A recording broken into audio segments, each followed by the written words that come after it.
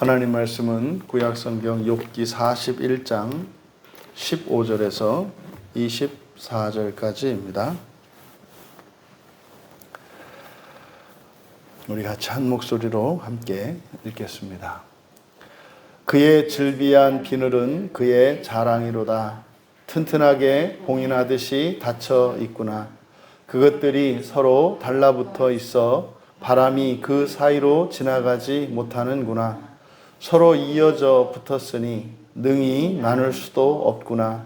그것이 재채기를 한즉 빛을 발하고 그것의 눈은 새벽의 눈꺼풀 빛 같으며 그것의 입에서는 횃불이 나오고 불꽃이 튀어나오며 그것의 콧구멍에서는 연기가 나오니 마치 갈대를 태울 때에 솥이 끓는 것과 같구나. 그의 입김은 숯불을 지피며 그의 입은 불길을 뿜는구나. 그것의 힘은 그의 목덜미에 있으니 그 앞에서는 절망만 감돌 뿐이구나. 그것의 살껍질은 서로 밀착되어 탄탄하며 움직이지 않는구나. 그것의 가슴은 돌처럼 튼튼하며 맷돌 아래짝같이 튼튼하구나. 아멘. 리워야단의 영적인 의미라는 제목으로 말씀의 은혜를 나누고자 합니다. 여호와 하나님께서 욥에게 마지막으로 주시는 그 계시가 리워야단이라고 하는, 우리는 사실상 정확히 알 수 없는 하나님이 창조하신 짐승 가운데 가장 강력한 짐승, 그 리워야단에 대한 계시를 마지막으로 말씀해 주고 계십니다. 이 리워야단은 홍수 이전에 있었던 것이고, 그것의 막강한 그 힘과 그 규모와 크기라고 하는 것은 가히 우리가 상상할 수 없을 정도다. 리워야단에 대한 이런 민담과 설화들, 또한 전설과 신화들을 통해서, 또 이런 화석의 발견이라는 과학적 어떤 추리들을 통해서 우리가 추정할 수 있는 이 리워야단이라고 하는 이 동물은 바다에서 사는 것으로 우리들이 용을 떠올릴 수 있다. 용을 떠올리게 한다. 하지만 이것은 그렇게 포악한 것이 아니었고, 사람의 다스림을 받는, 어쩌면 그때 당시에는 아주 온순한 그런 동물이었다. 하지만 이제 홍수 이후로 자연의 생태계가 파괴되고 자연의 모든 질서가 깨어지면서 세상에는 죽음이 들어온 이후로 이제 힘에 의한 이런 양육강식의 논리가 이 세상의 자연 법칙과 절대적인 자연 법칙이 되어버렸죠. 그래서 강한 것은 약한 것을 잡아먹고 생명을 유지하는, 참으로 죽고 죽이는, 살려고 하면 누군가를 경쟁해서 이겨야 되는 그런 세상으로 바뀌었습니다. 그런 세상에서 태어난, 또 그 세상에서 정말 사람들 가운데에서 가장 뛰어난 사람으로, 이게 무슨 말입니까? 타고난 선천적인 능력도 뛰어났으며 또한 그의 삶에 하나 흠이 없이 아주 모범적인 인생을 살았다는 뜻입니다. 그게 욥이죠. 그러니 인간으로 보면은 가장 부러운 사람이고 존경받아 마땅한 사람이고 사람들이 감히 넘볼 수 없는, 그래서 언제나 의지할 수밖에 없는 그런 위대한 사람이었습니다. 그런 욥에게 이제 하나님께서 가르쳐 주시고자 하시는 그 계시는, 사람이라고 하는 존재는 완전한 사람이 되는 것으로 만족할 수 없다. 그렇게 해서는 안 된다. 오히려 사람으로서는 좀 부족할지라도 사람을 뛰어넘는 초월적 존재가 되기 위하여 지음받은 존재라고 하는 사실을 가르쳐 주시려고 하는 겁니다. 그래서 그것에 대한, 바로 이 계시의 마지막에 리워야단에 대한 말씀을 해 주시는 것인데, 그럼 이 리워야단이라고 하는 이것은 그 실체를 우리는 정확히 알 수 없습니다. 하지만 이 리워야단이 의미하는 바, 이제 그것이 영적인 의미인데, 오늘날 우리들에게 마치 어떤 절대적인 것 같은 어떤 가치나 대상, 이런 것들이 말하자면 이 리워야단을 통해서 하나님께서 욥에게 주시려는 교훈인 겁니다. 그러면 이제 15절에서부터 24절까지는 리워야단에 대한 묘사입니다. 그래서 리워야단이라고 하는 이 바다짐승이 어떠한 것인지를 우리가 이제 이렇게 짐작할 수 있게 하는데, 15절과 15절에서 17절까지는 비늘에 대해서 이야기합니다. 철각과 같은 비늘이죠. 그리고 18절에서는 재채기와 눈에 대해서 이야기를 하고, 그리고 19절에서는 입에 대해서, 그리고 20절은 콧구멍, 그리고 21절은 입과 입김에 대해서, 그리고 22절은 목덜미, 그리고 23절은 살껍질, 그리고 24절에 가슴이라고 번역이 되어 있는데, 이 가슴으로 번역한 이 단어는 레부입니다.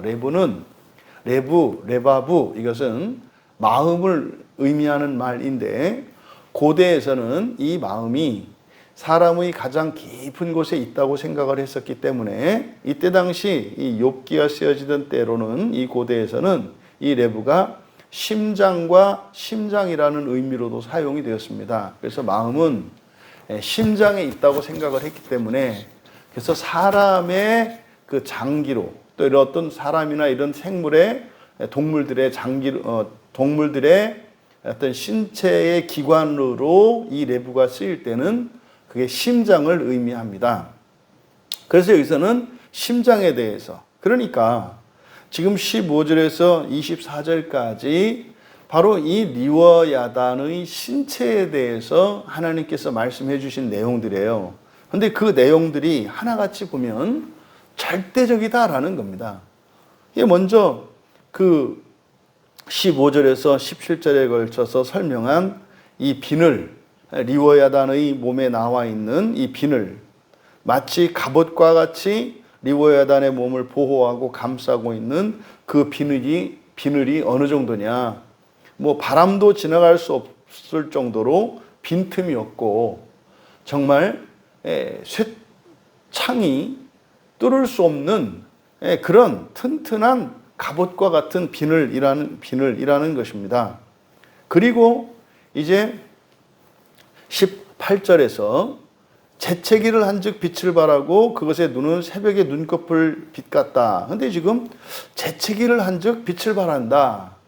이게 좀 무슨 말인지. 이 재채기라고 하는 이 말은 아티샤라는 말인데, 이게 성경에 딱 한 번만 사용된 말이어서 사실상 이 말이 정확한 무엇을 의미하는지 정확한 뜻을 알 수가 없습니다. 이거는 이스라엘 사람도 알 수가 없어요. 고대 문헌이기 때문에.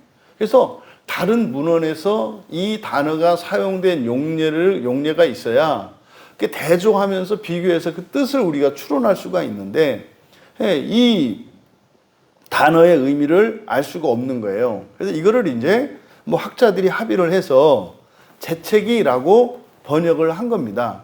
그러니까 이것은 이제 상형 문자풀이를 한 거죠. 문자풀이를 했을 때 이런 재채기라고 하는 그와 유사한 어떤 의미를 가졌겠죠. 그것까지는 제가 잘 모르겠고, 그런데 재채기는 뭡니까?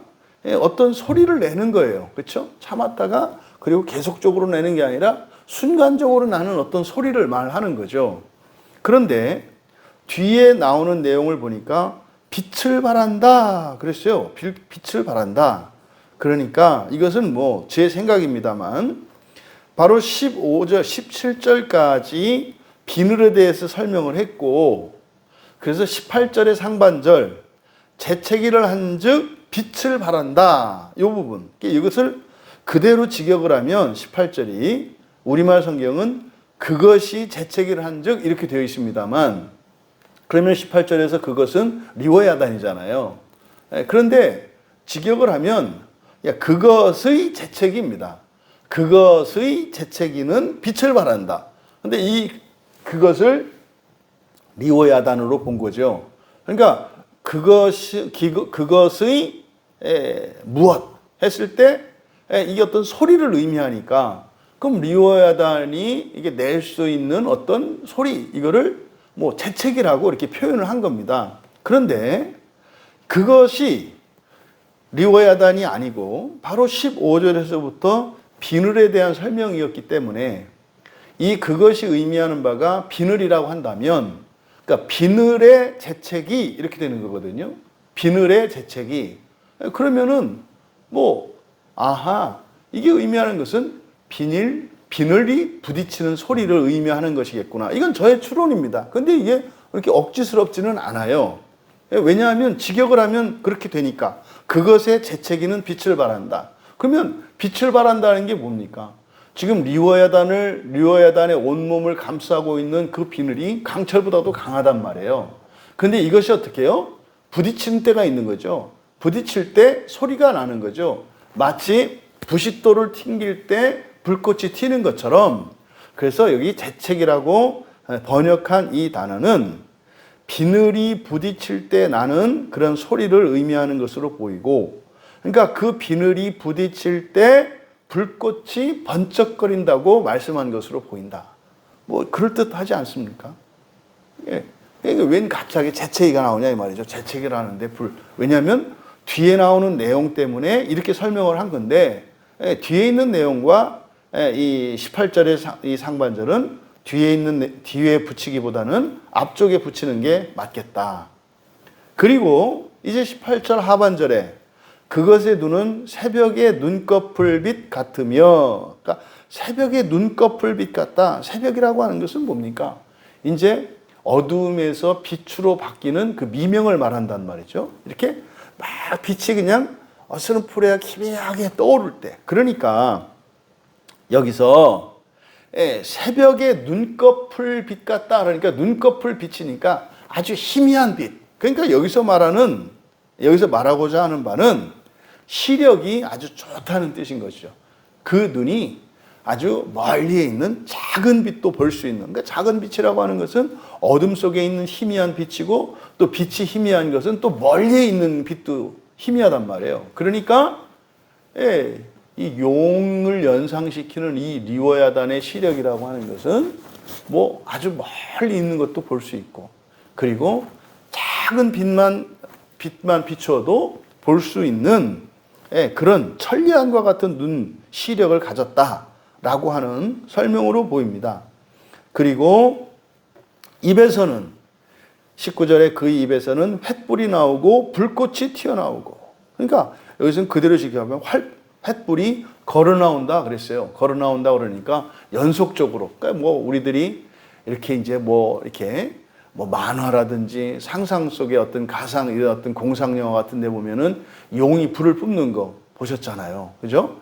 그때 불이 어떻게 합니까? 그냥 이제 화염방사기에서 나오는 것처럼 끊이지 않고 계속 나오는, 연속적으로 나오는, 그래서 이것을 횃불이 걸어 나온다. 이렇게 묘사한 것으로 보입니다.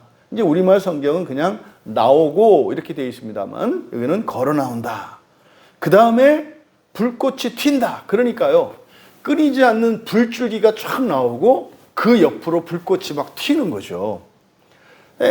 그리고 콧구멍에서는 연기가 나온다. 그러니까 이제 굴뚝같이 연기를 뿜는. 그러니까 우리가 이렇게 상상하기가 충분히 이렇게 시각적으로 상상이 가능합니다. 그러니까 이 코는 마치 굴뚝과 같이 연기가 나오고, 입에서는 뜨거운 그 화기를 담은 불길이 막 그냥 쏟아져 나오는데 그 옆으로 불꽃들이 튀는 모습. 그러니까 완전히 이게 무슨 만화 속에서 나오는 그런 불을 뿜고 있는 용, 그런 용의 모습입니다. 그리고 입김은 그냥 불만 나오는 정도가 아니라 입김은 숯불을 지피고 입에서 불이 나온다. 그러니까 그냥 그 입에서 나오는 불만이 뜨겁고 이런 게 아니라 입에서 나오는 그 입김 자체가 숯불을 지필 정도로 뜨겁다는 겁니다. 공포스러운 존재죠. 어마무시한 존재죠.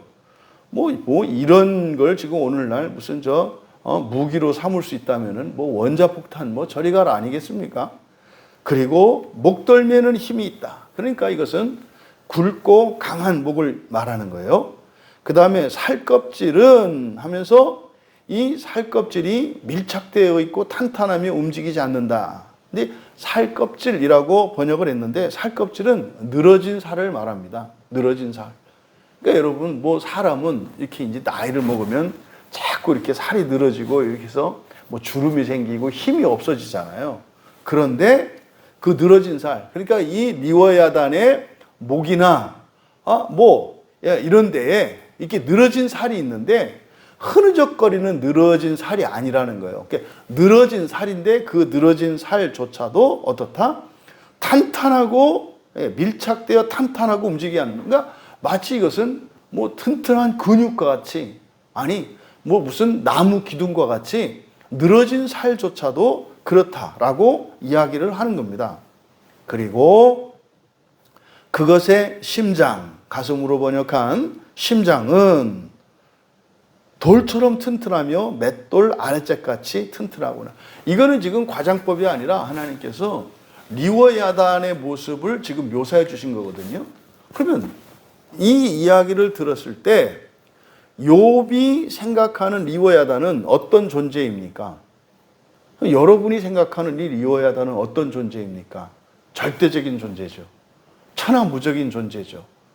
네, 절대적인 존재예요. 절대적인 존재. 그 무서워하지 않을, 두려워하지 않을 수 없는 그런 절대적인 존재라고 하는 것을 가르쳐 주신 거예요. 그러니까 이거는 홍수 이전의 리워야단의 모습이 그랬습니다. 하지만 사실 그때는 리워야단을 두려워할 필요가 전혀 없단 말이에요.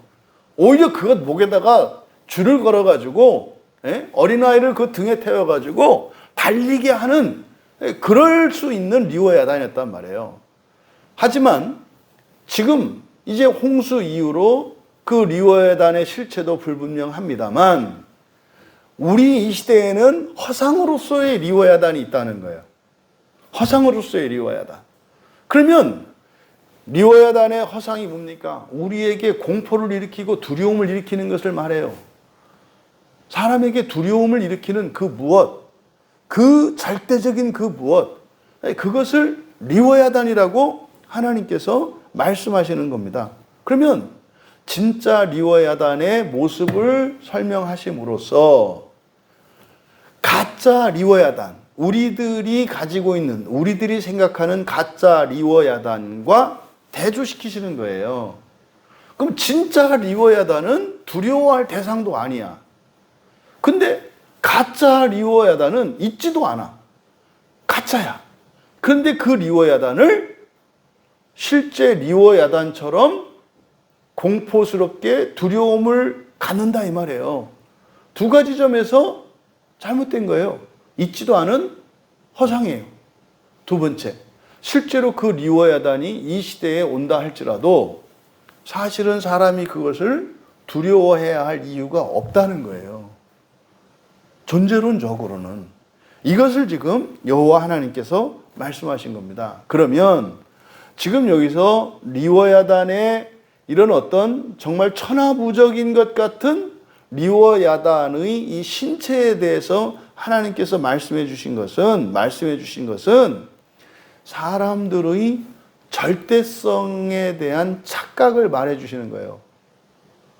사람이 두려워하는 대상을 어떻게 생각한다고요? 이렇게 생각한다는 거예요. 이렇게 생각한다는 거예요. 아, 이거는 감히 거스를 수 없고 피할 수 없고 매우 위험하고 두려운 존재다라고 하는 이것을 지금 하나님께서 착각한 우리의 착각에 대해서 말씀하신다 이 말이에요. 여러분 기억해야 합니다. 이 세상에서 절대적인 존재는 오직 하나님 한 분밖에 안 계십니다. 이 세상에 있는 그 어떤 것도 절대적인 존재는 없습니다. 모두 다 상대적입니다.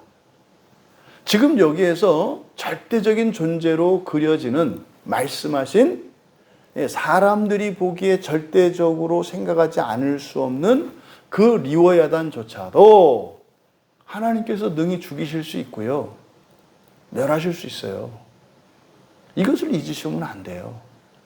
사탄 마귀가 절대적인 존재로 보이죠.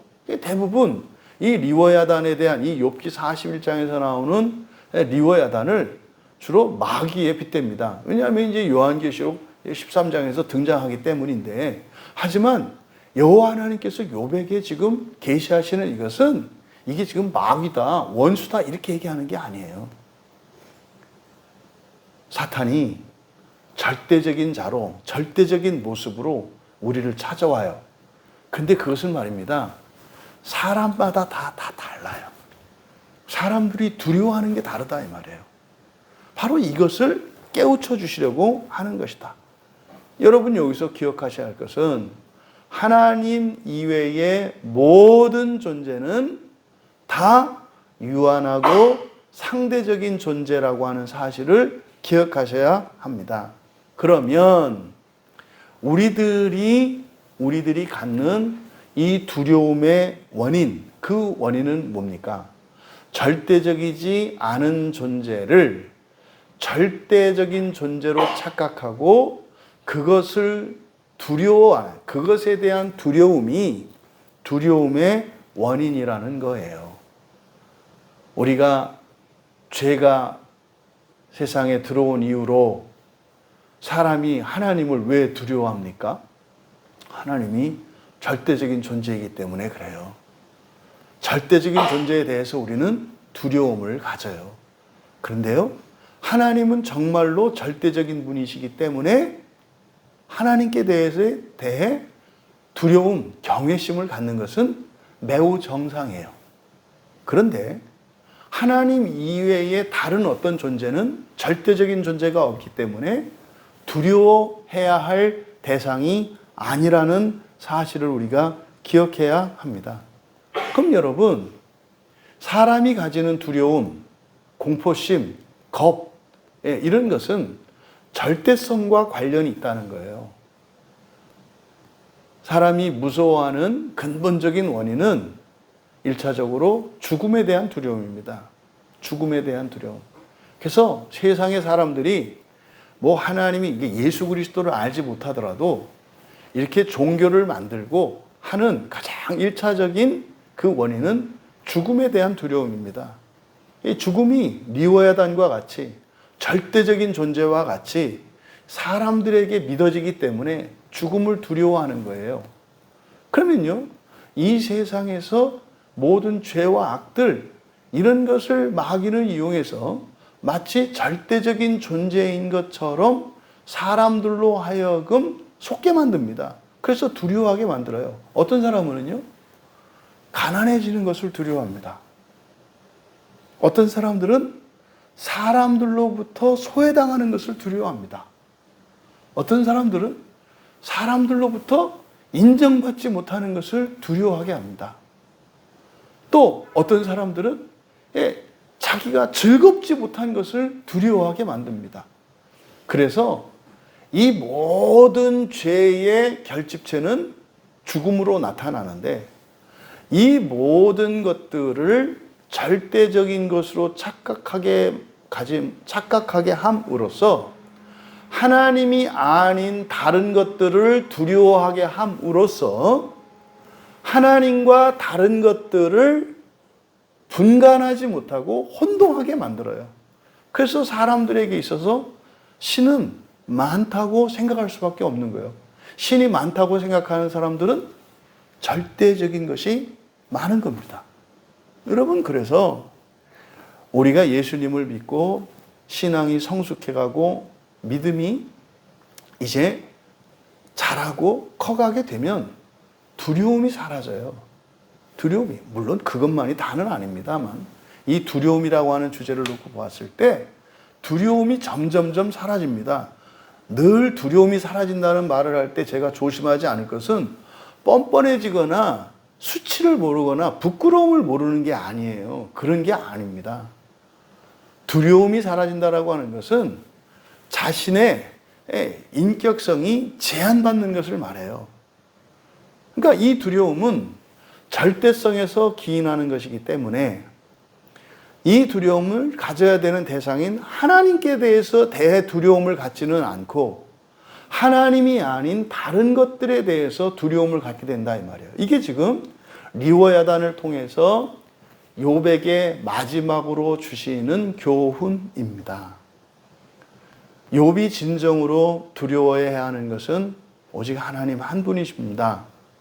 그런데 그가 죽음에 대한 공포, 죽음에 대한 두려움, 수치에 대한 두려움, 친구들로부터 모욕을 당하고 사람들에게 자신의 그런 영광의 이유가 되는 부와 명예와 권세와 이 모든 것을 잃어버렸을 때 그에게 이런 두려움이 엄습한 거죠. 그것으로 인해서 그는 오히려 하나님에 대한 두려움을 잃어버리게 됐어요. 여러분, 이 두려움의 원인이 절대성인데 이 절대성은 절대적이지 않은 것을 절대적인 것으로 착각함으로써 생긴다는 거예요. 그러면 이 두려움을 가지게 되면 이 두려움의 부작용이 뭐냐면 하나님을 대적하게 된다는 거예요. 하나님을 대적하게 된다는 거예요. 여러분, 지금 욥이 극복하지 못한 이것이 두려움이라고 하는 겁니다. 그런데 정말 그가 두려워해야 할 대상은 이 세상에 없다는 거예요. 마귀도 두려워할 필요가 없다는 거예요. 다만 그가 두려워해야 할 것은 오직 우리를 창조하신 하나님 한 분이시라고 하는 것을 가르쳐 주시려고 하는 겁니다. 네가 이렇게 절대적인 존재라고 생각하는데 이게 이 절대적인 존재가 네가 다스려야 될 대상이다. 네가 다스려야 될 대상이고 이 절대적인 것처럼 여겨지는 이 리워야단도 너의 말에 순종하고 복종해야 되는 거다. 근데 하물며 너는 네가 다스려야 할 리워야단을 두려워함으로써 너에게 일어나는 큰 부작용이 나를 두려워하지 않는 것이다. 무슨 말입니까? 나를 절대적인 하나님으로 믿지 않는 거죠. 여러분, 우리가 오늘날 특별히 이런 거짓 감정에 사람들이 많이 시달리는 시대입니다. 그 결과는 어떻게 됩니까? 하나님을 두려워하지 않아요. 하나님을 신뢰하지 않아요. 하나님을 사랑하지 않아요. 하나님 대신 다른 것을 하나님으로 여기고 그러니 자신은 하나님을 사랑한다고 마치 이런 절대정신, 이런 절대적인 감각만 가지고 있으면 그것을 종교인 줄 알아요. 여러분,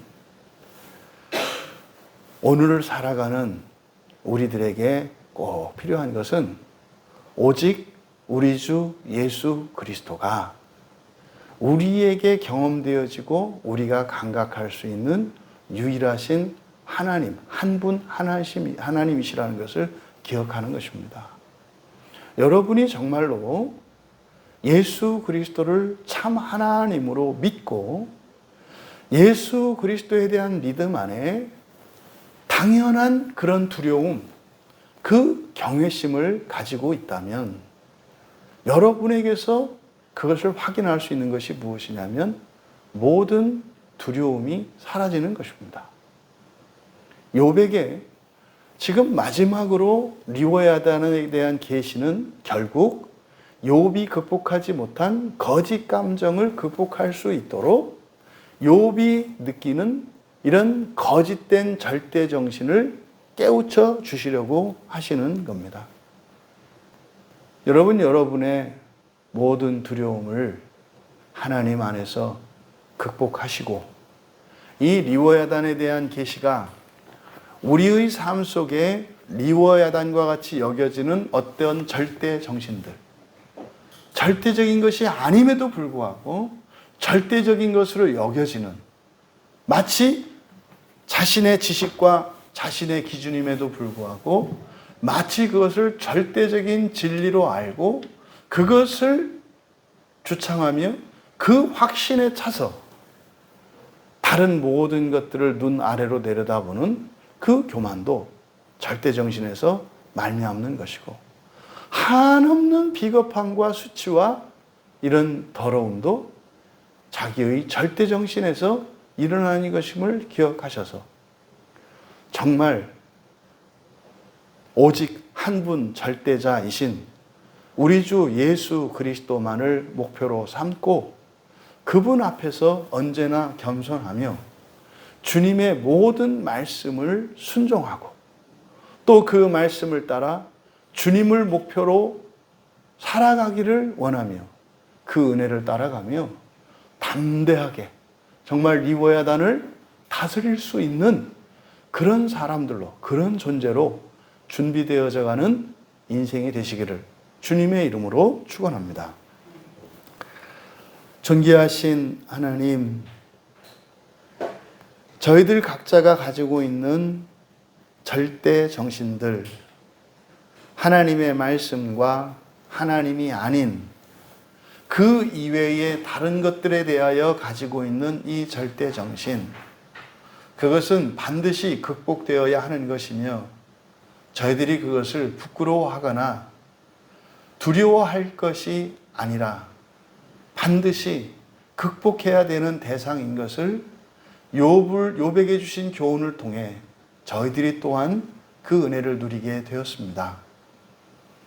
하나님, 오직 하나님 한 분 이외에는, 또 하나님 말씀 이외에는 절대적인 것이 없음을 다시 한번 고백하며 오직 우리 주 예수 그리스도 한 분만을 닮기 위해 살아가기를 원하오니 저희들의 마음에 진리로 새롭게 하여 주시고 저희 안에 들어와 있는 이 헛된 절대 정신들을 깨닫게 하여 주시고 그것을 버리고 회개하며 돌이킬 수 있는 은혜를 내려 주시옵소서.